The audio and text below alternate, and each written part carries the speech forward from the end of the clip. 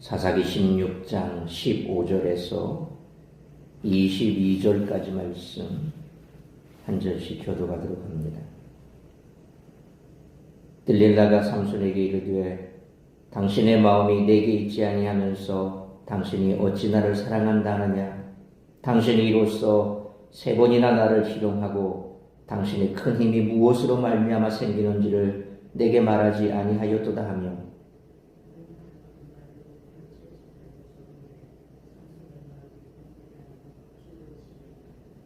삼손이 진심을 드러내어 그에게 이르되 내 머리 위에는 삭도를 대지 아니하였나니 이는 내가 모태에서부터 하나님의 나시린이 되었음이라.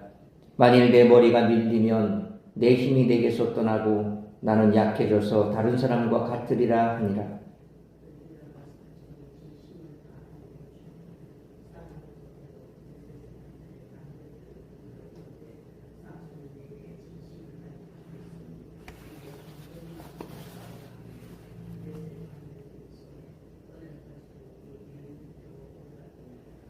들릴라가 삼손에게 자기 무릎을 베고 자게 하고 사람을 불러 그의 머리털 7가닥을 밀고 괴롭게 하여 본즉 그 힘이 없어졌더라.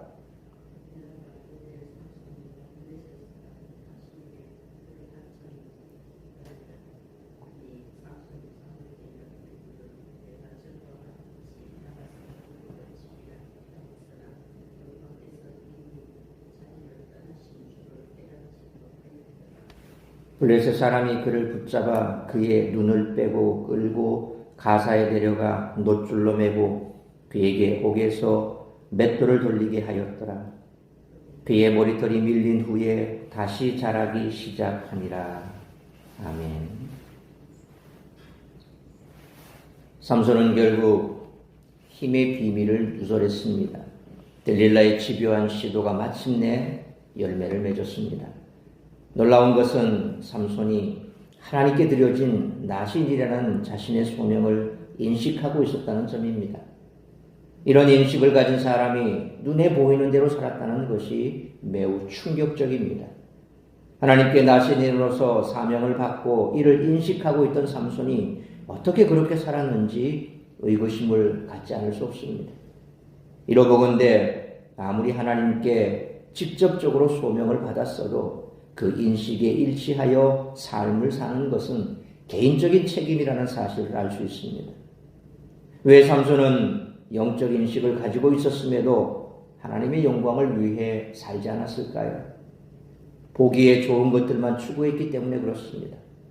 삼손이 기준으로 삼은 것은 하나님의 말씀이 아니라 자기 욕망이었습니다.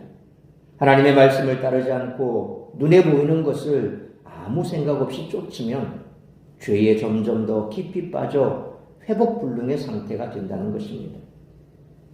디지털 기술이 발달한 이 시대의 사람들은 수도 없이 시청각의 자극을 받습니다. 이런 시대에 하나님의 말씀을 의지한다는 것이 결코 쉬운 일이 아닙니다. 그러나 좁고 어려운 길을 가는 것이 그리스도인의 숙명이라는 사실을 잊지 말아야 할 것입니다. 나실인 규례를 가볍게 여기던 삼손은 결국 삭도를 머리에 대지 말라는 마지막 규례까지 어겼습니다. 영적 상태가 엉망이었으니 당연히 여호와께서 자신을 떠난 사실조차 깨닫지 못했습니다. 20절 말씀처럼 전과 같이 나아가서 몸을 떨치리라는 말은 하나님이 이미 떠나신 것도 알지 못한 그의 모습을 적나라하게 보여줍니다. 블레셋 사람들에게 잡혀 두 눈을 뽑힌 삼손은 더 이상 자기가 보기에 옳은 대로 행할 수 없었습니다. 이제 삼손은 자신을 나신으로 선택하시고 이스라엘의 구원자로 삼으신 하나님만 바라볼 수밖에 없는 상황에 놓였습니다. 그는 옥에서 맷돌을 돌리며 삶을 돌아보았을 것입니다. 그러나 그는 마지막 순간에도 자신의 복수에 치중했다는 사실을 성경은 말씀하고 있습니다. 이처럼 삼손은 나실인으로 태어났기에 하나님이 요구하신 나실인의 삶을 살아야 했습니다. 하지만 그는 자신의 정체성과 사명, 나실인 규례를 가볍게 여겼습니다. 오히려 하나님이 주신 힘을 자신의 능력으로 여겨 힘을 과시하고 죄를 짓는 데 주저하지 않았습니다. 그를 사사로 세워 이스라엘을 블레셋의 손에서 구원하려 하셨던 하나님의 계획은 실패한 듯 보입니다. 그러나 하나님은 그런 삼손의 삶마저 사용하셔서 당신의 뜻을 이루어 가셨습니다. 따라서 이와 같은 오늘 본문의 말씀을 통해 우리들이 깨달아야 할 것은 첫째로 15절로 17절 말씀처럼 그리스도인으로서 신행일치하는 삶을 살아야 한다는 것입니다. 들릴라는 15절 말씀처럼 삼손에게 집요하게 힘의 근원과 그를 무력화시킬 방법을 물었습니다. 그녀는 삼손에게 여러 번 속자 이제는 그의 사랑을 의심하며 그를 강하게 압박했습니다. 처음에는 장난스러운 거짓말을 둘러댔던 삼손은 이제 16절 말씀처럼 번뇌하여 죽을 지경이 되었습니다. 그의 마음에는 평안함이 없습니다. 하나님을 사랑하지 않고 이방 여인을 사랑한 그에게 행복과 평안이란 없었습니다. 그 사랑마저 자기 욕심에서 비롯된 비뚤어진 마음이었기 때문입니다. 그리스도인의 평안은 하나님을 사랑하는 마음에서 나옵니다. 하나님의 백성은 하나님과 세상을 동시에 사랑할 수 없습니다. 마땅히 하나님을 사랑해야 하는 하나님의 자녀가 세상을 사랑하면 그 마음에는 번뇌가 그치지 않습니다. 모든 문제의 답은 하나님을 향한 사랑임을 기억하시기 바랍니다. 삼손은 어리석게도 들릴라에게 17절 말씀처럼 진실을 털어놓았습니다.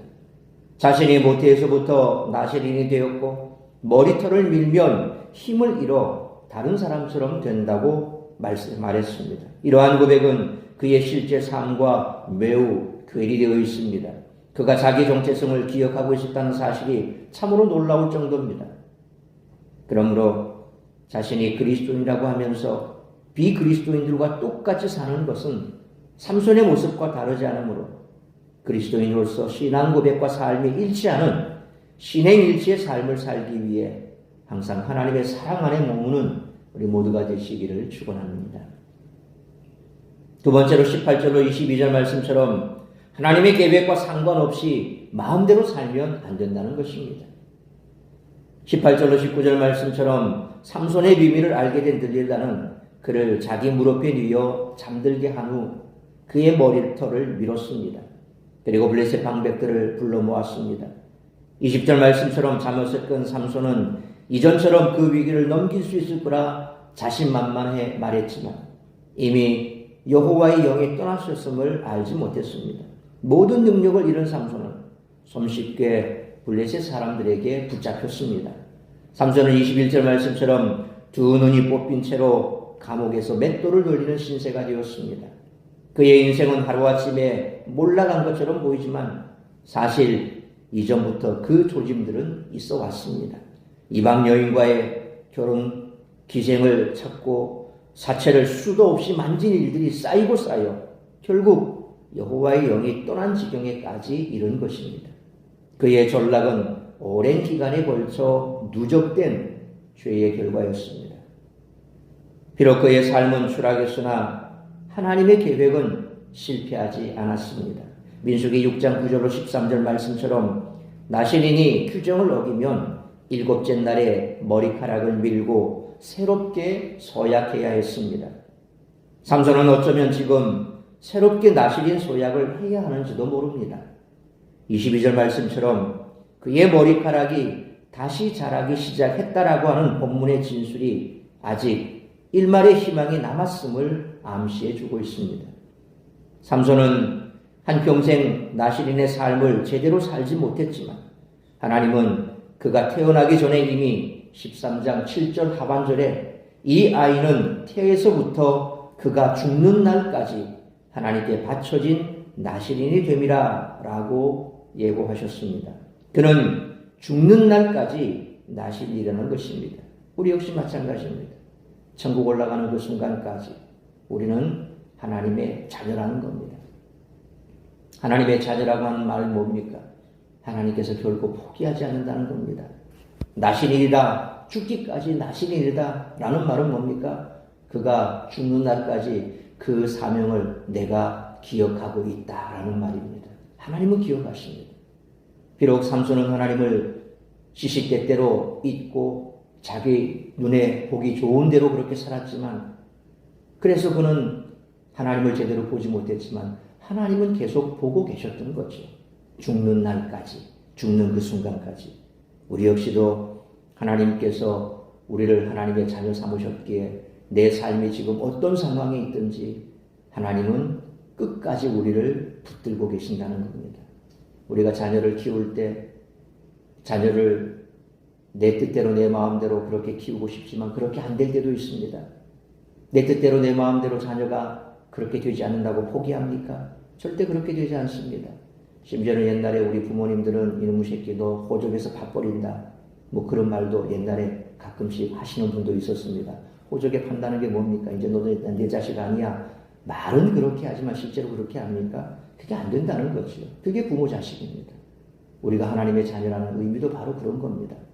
비록 내가 지금 당장은 하나님의 뜻대로 하나님의 말씀대로 살지 못해 삐딱선을 타고 있어도 나는 하나님을 떠난 것 같아도 그러나 결코 하나님을 떠난 게 아니죠. 왜? 하나님께서 나를 붙들고 계시기 때문에 언젠가는 하나님께서 나를 다시금 원래의 자리로 돌아올 수 있도록 그렇게 하신다는 겁니다. 빨리 깨닫고 돌아오면 되는데 삼손처럼 마지막 순간까지 버티면 결국 나에게 뭔가 큰 일이 벌어질 수도 있다는 겁니다. 내가 지금까지 쌓았던 죄악 때문에 그 모든 죄악들이 결국 나에게 화살로 돌아와 큰 상처를 입게 되는 거죠. 그때서 이제 깨닫게 되는 겁니다. 그래서 전부여 의지할 것 없어 두 손 들고 옵니다. 이렇게 되는 거죠. 그렇게 되기 전에 미리 깨달아지면 다행인데 참 우리 이 어리석은 인생들이 항상 보면 매를 맞아야 정신을 차리죠. 그래서 우리에게 주는 고난이 유익이다라는 시편 기자의 말은 참 맞는 것 같습니다. 우리 인생들이 그렇습니다. 매를 맞아야 정신을 차리죠. 그 전까지 말로 해서는 잘 안 되는 게 이 죄악을 가진 본성의 기질입니다. 그래도 하나님께서는 우리를 치시지만 죽기까지 때리진 않으시죠. 부모가 그렇지 않습니까? 종아리 몇 대 때린다고 죽습니까? 아니죠. 바로 그런 의미입니다. 하나님은 우리의 아버지가 되십니다. 그래서 끝까지 우리를 붙드시고 오늘 22절 말씀처럼 그래서 마지막 순간 그가 머리털이 다 밀리고 하나님의 영이 떠나갔지만 나시린으로서 나시린의 귀를 다 어려버리고 그래서 민수기 말씀처럼 다시금 머리를 밀고 새롭게 시작하는 겁니다. 그게 바로 머리털이 나기 시작했다라는 암시입니다. 그러므로 하나님이 명하신 대로 거룩함을 추구하며 그분의 영감에 동참하는 삶이 복된 인생인 줄 알고 하나님의 계획과 상관없이 마음대로 사는 것이 아니라 하나님의 말씀에 순종하며 주신 사명에 충성하며 살아가는 우리 모두가 되시기를 축원합니다. 사랑하는 성도 여러분, 성도가 거룩함을 잃어버리면 세상이 조롱합니다. 예수님은 우리를 빛과 소금으로 부르셨습니다. 소금이 짠맛을 잃어버리면 길에 버려져 밟힐 뿐입니다. 우리의 정체성과 삶의 내용은 일치해야 합니다.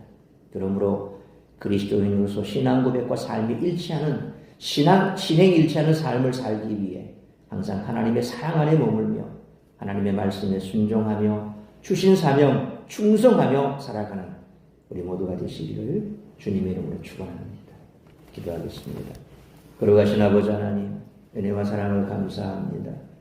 결국 삼손의 최후는 우리가 예상한 대로 그렇게 흘러가고 있습니다.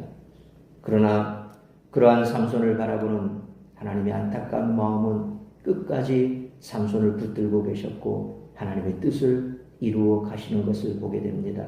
우리 인생도 마찬가지입니다.